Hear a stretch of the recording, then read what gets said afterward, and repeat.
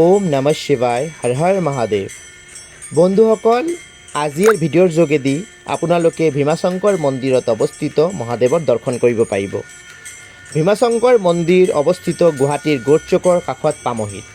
আপোনালোকে গুৱাহাটীৰ গোট চকত আহি পামহিত যাব পাৰিব আৰু পামহিত গ'লে আপোনালোকে ভীমাশংকৰ মন্দিৰত গৈ ভগৱান শিৱৰ দৰ্শন কৰিব পাৰিব। খুবেই ধুনীয়া প্ৰাকৃতিক পৰিৱেশৰ মাজত অৱস্থিত এই মন্দিৰ। এই মন্দিৰৰ নাম হৈছে ভীমেশ্বৰ ধাম বুলিও আমি ক'ব পাৰোঁ। পামহিত অৱস্থিত এই মন্দিৰ। শিৱপুৰাণৰ মতে ৰাৱণৰ ভায়েক আছিলে কুম্ভকৰ্ণ আৰু কুম্ভকৰ্ণৰ পুত্ৰ আছিলে ভীমাসুৰা।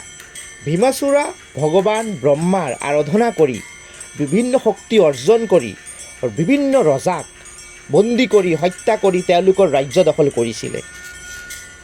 ভীমাসুৰাই কি কৰিছিলে, কামৰূপৰ ৰজা প্ৰিয়ধৰ্মনক বন্দী কৰি ৰাখিছিলে।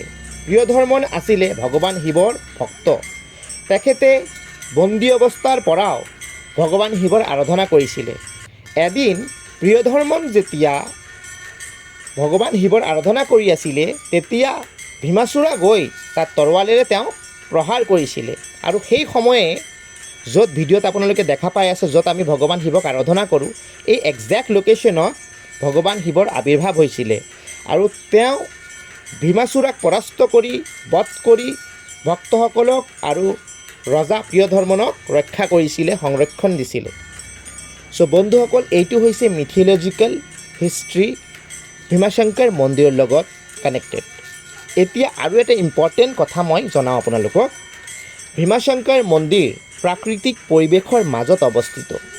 ইয়াত কোনো তেনেকৈ কংক্ৰিটত তেনেকৈ মন্দিৰ বা পাৰ্টিকুলাৰ মন্দিৰৰ ষ্ট্ৰাকচাৰ বনোৱা নাই। ইয়াৰ এটা কাৰণ আছে।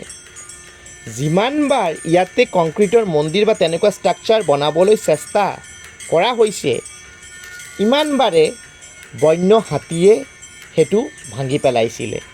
সেই ষ্ট্ৰাকচাৰখিনি হ'ব দিয়া নাই। সেইবাবে ভীমাশংকৰ মন্দিৰত যেতিয়া আপোনালোকে যাব, চৌপাশে এটা ধুনীয়া প্ৰাকৃতিক পৰিৱেশ দেখা পাব, পাহাৰ দেখা পাব, ঝৰ্ণা দেখা পাব। খুবেই এটা ধুনীয়া প্ৰকৃতিৰ মাজত বাবা অৱস্থান লৈ আছে। চ' সকলোৱে মিলি এবাৰ কওক, হৰ হৰ মহাদেৱ। আপোনালোকে যদি কোনোবাই এতিয়ালৈকে ভীমাশংকৰ মন্দিৰত যোৱা নাই, কাইণ্ডলি যাব।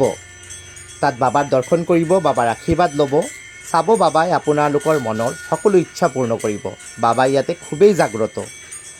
নিজৰাৰ পানী, পাহাৰৰ ধুনীয়া বতাহ, গছ সবিশেষ মিলি এক ধুনীয়া মনোৰম প্ৰাকৃতিক পৰিৱেশৰ মাজত অৱস্থিত আমাৰ এই ভীমাশংকৰ মন্দিৰ। ওম নমঃ শিৱায় হৰ হৰ মহাদেৱ। ভিডিঅ'টো কাইণ্ডলি লাইক কৰি দিব।